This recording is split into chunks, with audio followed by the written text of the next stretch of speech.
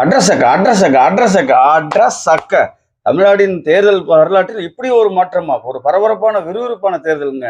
இதுவரை இல்லாத அளவுக்கு 85.6, அதாவது 86% வாக்குப்பதிவு நேற்று தமிழ்நாட்டில் நடந்திருக்குன்னா, இதுதாங்க தமிழ்நாட்டின் தேர்தல் வரலாற்றில் இப்படி ஒரு வாக்குப்பதிவு நடந்திருக்கு.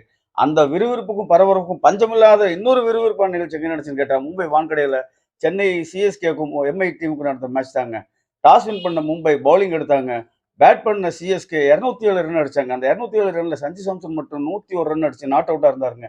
டிராவிஸ், ருத்ராஜ், சர்ஃப்ராஸ் கான், ஓவர்டன் இவங்க எல்லாருமே ஒரு கேமியோ கேம் ஆனாங்க. நான் வந்தவங்க பூரா ரன் வரும்னு எதிர்பார்க்கும் போது படபடன்னு அவுட் ஆனாங்க.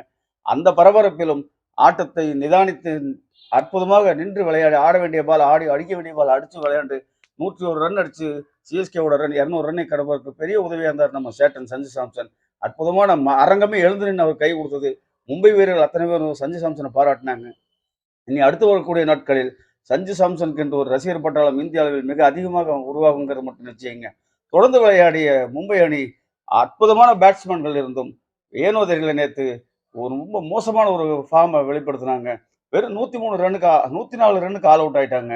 இதுல என்னன்னு கேட்டீங்கன்னா, சிஎஸ்கே தரப்புல நூர் அகமதும் உசைனும் ஆட்டத்தையே தங்களுடைய கட்டுப்பாட்டுக்குள்ள கொண்டு வந்துட்டாங்க. நூர் அகமது 2 விக்கெட்டும், உசைன் 4 விக்கெட்டும் போட்டு மேட்சை சிஎஸ்கே பக்கம் திருப்பிட்டாங்க. இதனுடைய தாக்கம் என்னன்னு கேட்டேன்னா, புள்ளிப்பட்டியலில் யாரும் எதிர்பாராத அளவிற்கு 5ஆம் இடத்திற்கு சிஎஸ்கே முன்னேறி இருக்கு. அடுத்து வரக்கூடிய ஆட்டங்களில் சிஎஸ்கே எப்படி விளையாட போறாங்கிறத பார்க்கணும். அநேகமா பிளே ஆஃப்ல போவதற்கான தகுதியும் வாய்ப்புகளும் நிறைய பிரகாசமா இருக்குன்னு தான் சொல்லணும். இதுல முக்கியமான விஷயம் கவனிக்கப்பட வேண்டியது என்னன்னா, சிஎஸ்கே நிர்வாகம் மிகப்பெரிய தவறை திரும்ப திரும்ப பண்ணிட்டு இருக்கு. என்ன தெரியுங்களா? நம்ம சிவம் தூபேவை எதுக்கு டீம்ல வச்சிருக்காங்கன்னு தெரியல. உலக சாம்பியன் தான், மறுப்பதற்கில்லை. மண்ணின் மைந்தன் தான், எந்த மாற்று கருத்தும் கிடையாது.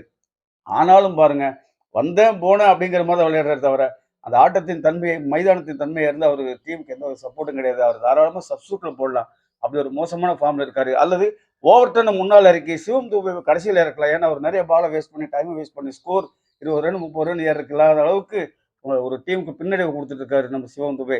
இனி வரக்கூடிய நாட்களில் சிஎஸ்கே தன்னுடைய அடுத்த ஆட்டங்களில் மிக அற்புதமான ஒரு ஆட்டத்தை வெளிப்படுத்தி பிளே ஆஃபுக்கு தகுதி பெறுவார்கள் என்று நம்புவோம். Have a nice day.